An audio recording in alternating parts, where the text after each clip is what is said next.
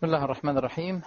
Assalamu alaikum wa rahmatullahi wa barakatuh. Dear viewers, welcome to another episode of The Scattered Fields. Today we have selected for you an important subject, and we selected for the subject some verses. The subject is, as you may see, do not be deceived by this worldly life. Do not be deceived by this worldly life. This life is deceptive. It's greeny and beautiful and attractive. But suddenly, everything goes off when a person dies and leaves everything with him, and nothing can be taken to his box, grave, except some works that he have done. There's a beautiful poetry in Arabic where it says, يا من بدنياه اشتغل وغره طول الأمل الموت يأتي بغتة والقبر صندوق العمل. Sounds beautiful. The rhetoric way of Arabian poetry sometimes is very, very attractive. It says, you who have been busy with his worldly life, and he was deceived by the false wishes and hopes, know well that the death comes suddenly, and that the grave is the box of the works. You're not going to be taking anything that you have here in life, not even the clothes that you have on you, except your works. So do not be deceived by this worldly life. We know for sure that the first verse was revealed on the Prophet Muhammad, peace be with him. Read. What about the last one? The last one was in the last, almost the last verse, or among the last 15 verses of the chapter called Al-Baqarah, where Allah the Almighty says, وَاتَّقُوا يَوْمًا تُرْجَعُونَ فِيهِ إِلَى اللَّهِ ثُمَّ تُوَفَّى كُلُّ نَفْسٍ مَا كَسَبَتْ وَهُمْ لَا يُظْلَمُونَ. Fear a day wherein you shall be returned to Allah. And every soul is going to be given back its recompense. It's going to be given back its full wage of its work. Everything that it had earned. And you will not be wronged at all. So every person is going to be returned to Allah.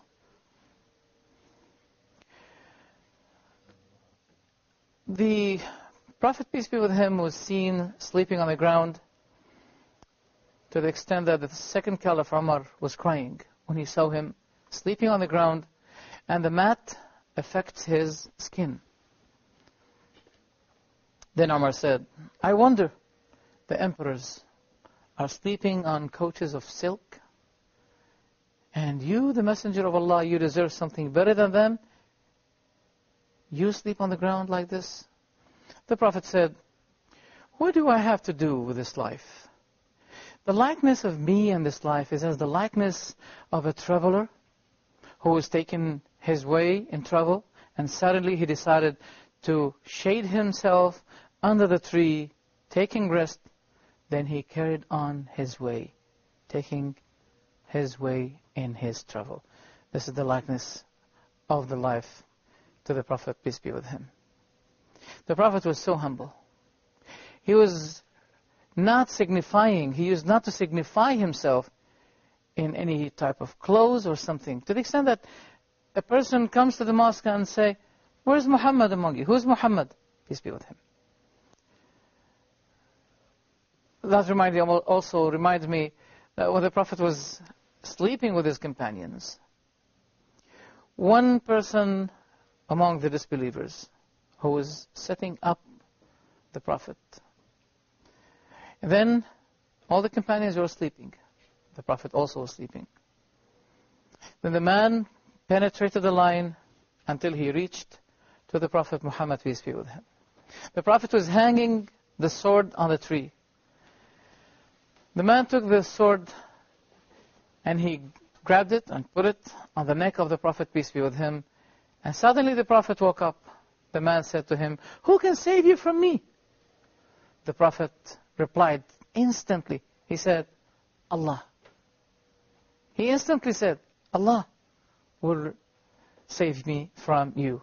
Then a miracle took place, and the angel Gabriel pushed that person, and that person fell down. Then the Prophet took the sword, and he said to him now, while he is smiling, now who can save you from me? Then the man said, be better among the two who grabbed the sword, as if he's saying, be better than me. The Prophet said, do you want to be Muslim? Do you want to submit? He said, no, but I promise you, if my people ever decided to fight against you, I will not be fighting with them against you. The Prophet allowed him to go.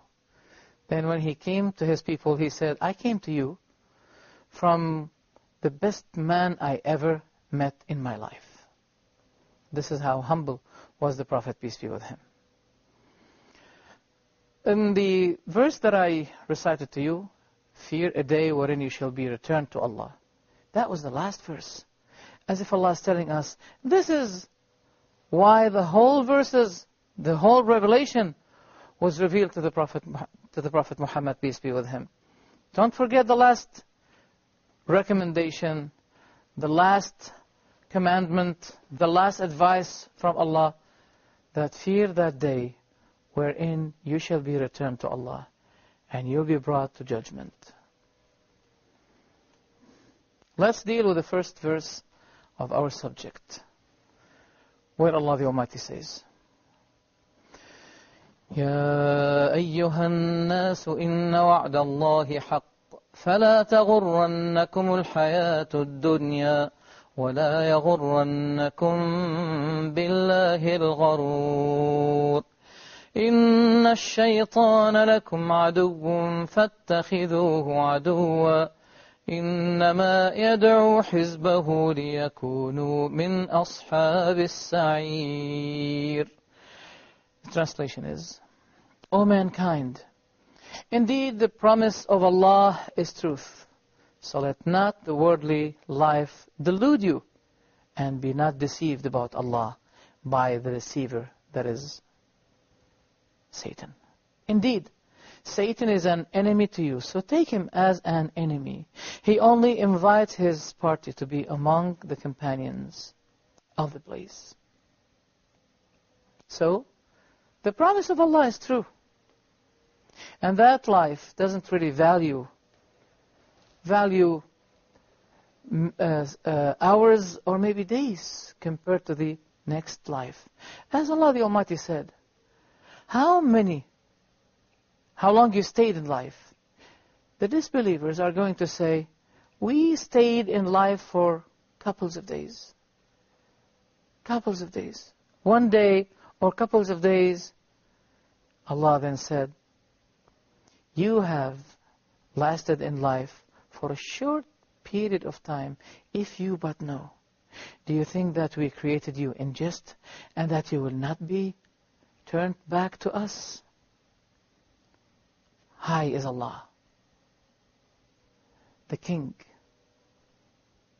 the Exalted, the Truth. There is no other God but He. So, the deceived one will not be realizing the deception and the deceit.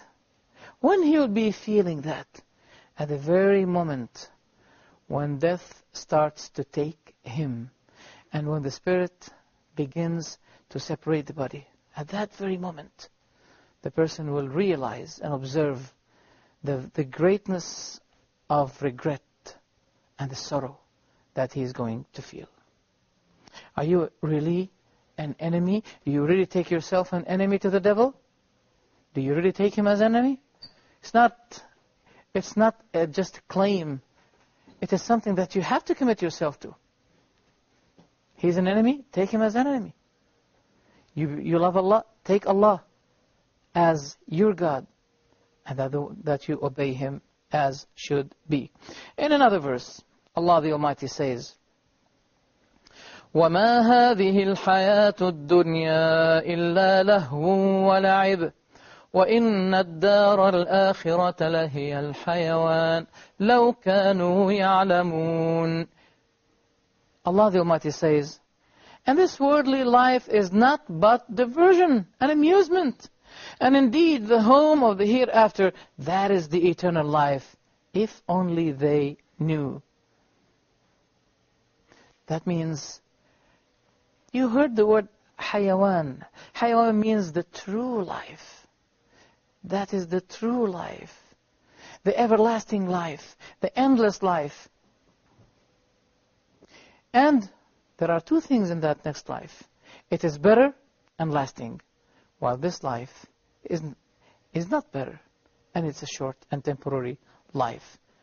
That is why Allah the Almighty says, but you prefer this life, while the other life is better than this one. You prefer this life, while it is not better for you. There's nothing wrong with using the means of life under the shade of Allah's law and His obedience. There's nothing wrong with this. But do not deal with this life as if it is the thing that you were created for. The life was created for you, but you were not created for the life. It was created for you, but you were not created for it. You were created for another world. We are all travelers in this life. And our homeland, our motherland, should be in the next life, not here. We're feeling the agonies and the pains of losing our beloved ones and our relatives, because that's normal. Even the lightness, the happiness that you feel, this life, this worldly life, the happiness in this life is mixed with misery, is mixed with sadness. It is not pure life. The pure life that contains no sadness, no grieveness, no misery, is the life that Allah prepared His pious and God-fearing servants. Promised them with a life in which Allah described, I have prepared for my pious, God-fearing servants something that their eyes have never seen, that their ears have never heard of, that their hearts have never imagined. This is what Allah prepared for His servants. We will be with you after the break. Be with us. Thank you very much. Assalamu alaikum wa rahmatullah.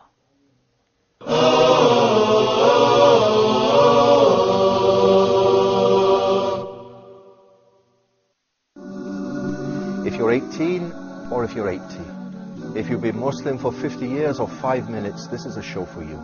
You know, when 5 times a day our foreheads touch the ground in prayer, we beg for what's most important in our lives. We want to be good people, better Muslims. We want to serve Allah Almighty with all our hearts.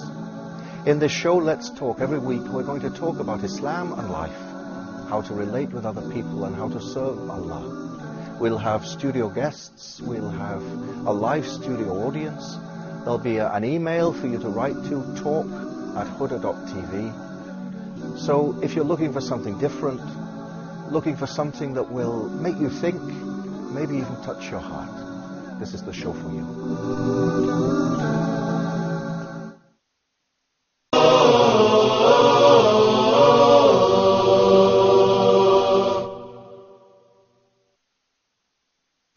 Assalamu alaikum wa rahmatullahi wa barakatuh.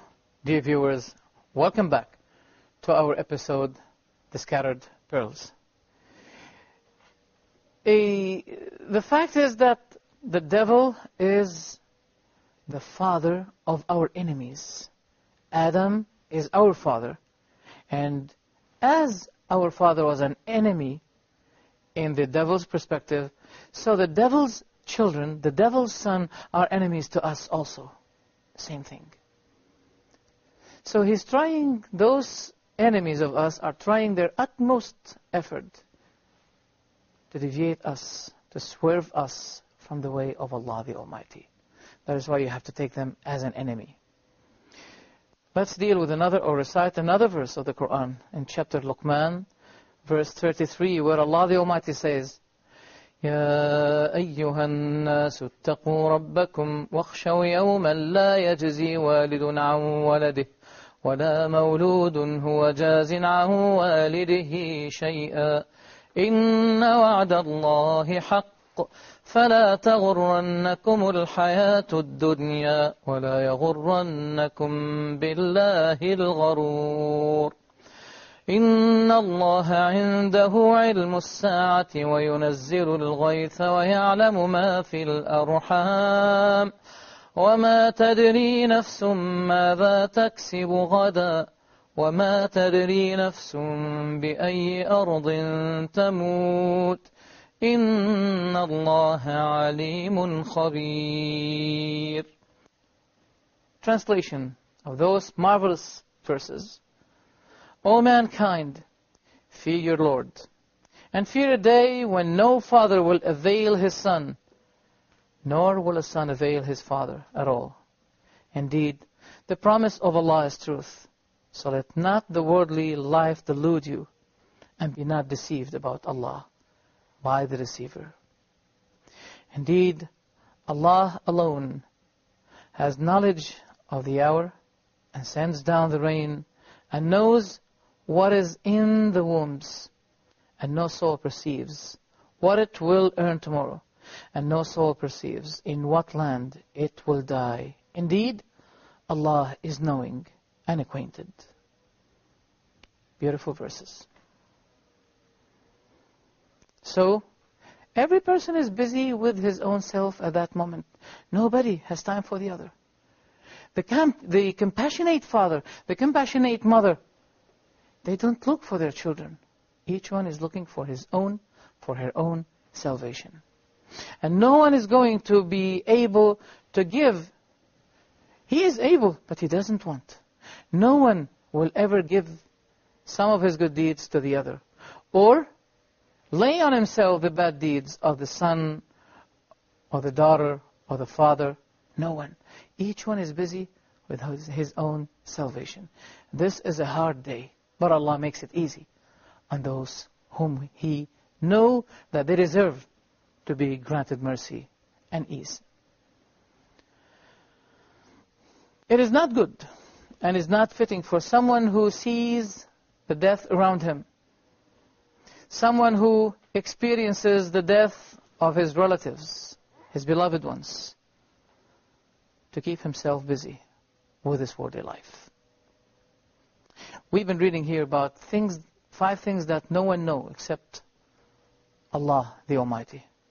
That doesn't contradict with the fact that Allah allowed us to have knowledge of these things through using the approaches, the tools of that. There's no contradiction in this at all.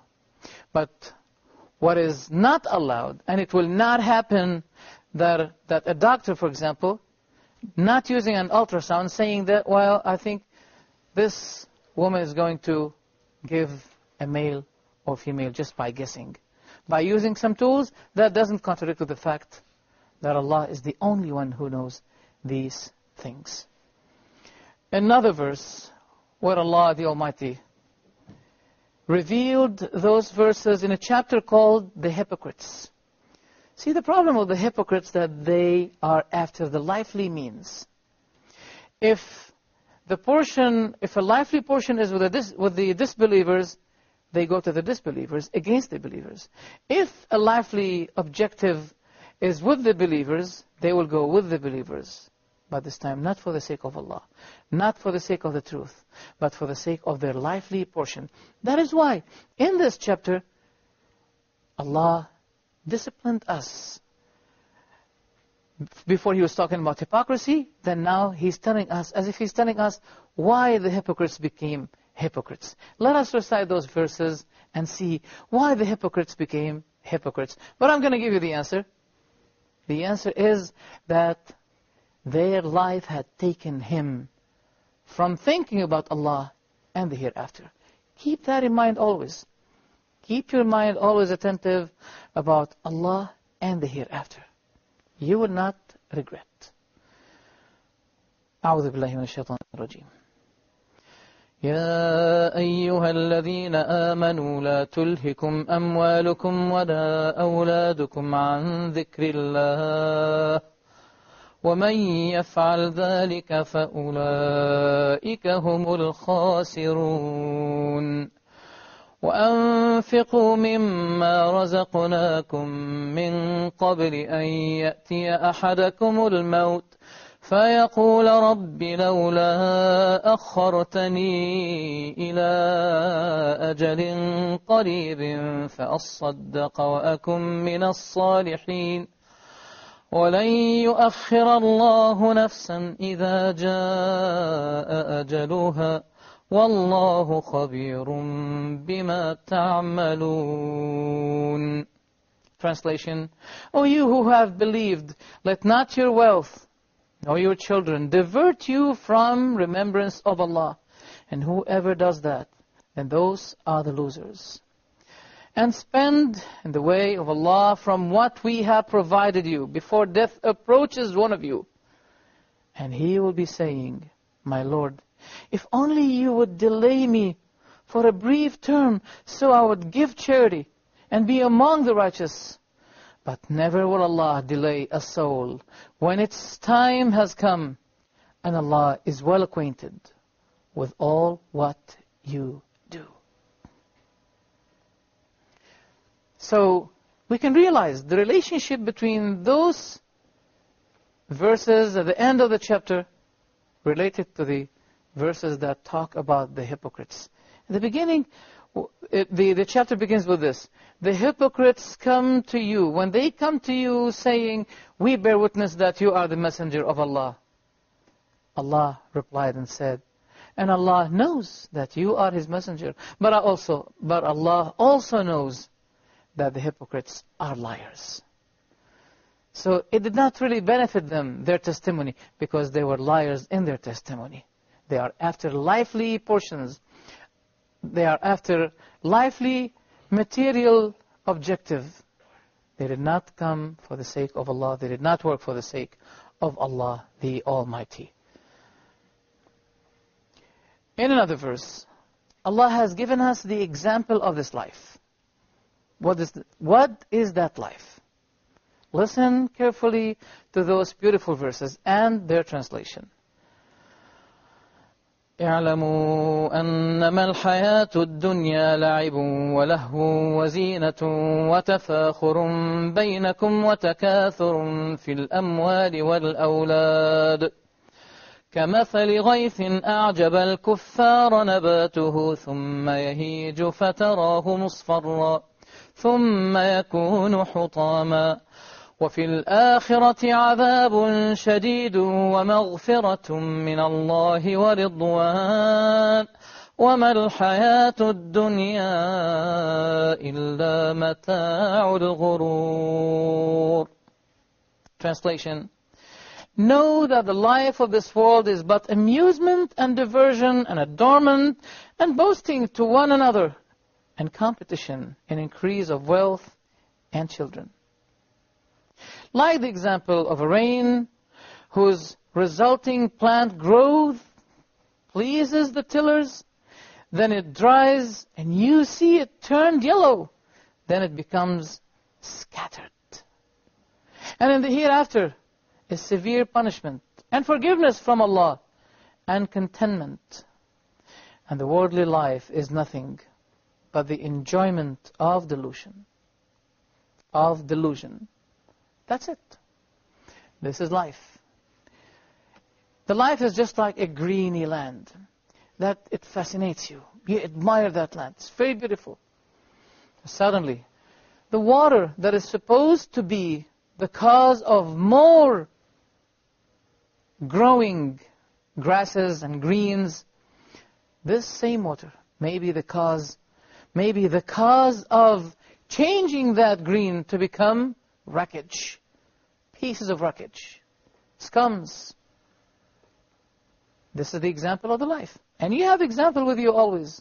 In certain things between you and yourself.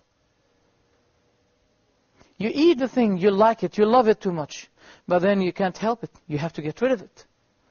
So Allah had made an example for you about this life from among yourselves. This is the whole life. This life that had fascinated you, it ended to wreckage. Just like the beautiful garden. People are deceived with the land. But the greatest loss is the loss of those who have lost their own selves and they lost their own children. As Allah the Almighty said, قُلْ إِنَّ الْخَاسِرِينَ الَّذِينَ خَسِرُوا أَنفُسَهُمْ وَأَهْلِيهِمْ يَوْمَ الْقِيَامَةِ أَلَا ذَلِكَ هُوَ الْخُسْرَانُ الْمُبِينُ. The worst losers are those who had lost their own souls and their own families. In this life of losing, we may feel grieveness and sadness for the loss of our children, our beloved ones. But don't forget, if you lose something like that, in this life of loss, that the greatest meeting will be at the Day of Judgment. If Allah forgave you and admitted you the gardens of paradise and enabled you to meet with your children, this will be the greatest success. Not only this, if you may deserve, for example, a higher rank than your children, Allah the Almighty will be raising their rank for your honor. For the one who is in a lower rank, Allah will be granting him a higher rank to meet with the family, to meet with his beloved ones. This is the life, and this is the next life. Think about it, and don't hesitate to keep your heart indulged, to keep your heart cleansed with the issue of Allah and the hereafter. Thank you very much. May Allah subhanahu wa ta'ala bless you. Be with us on another episode of The Scattered Pearls. Assalamu alaikum.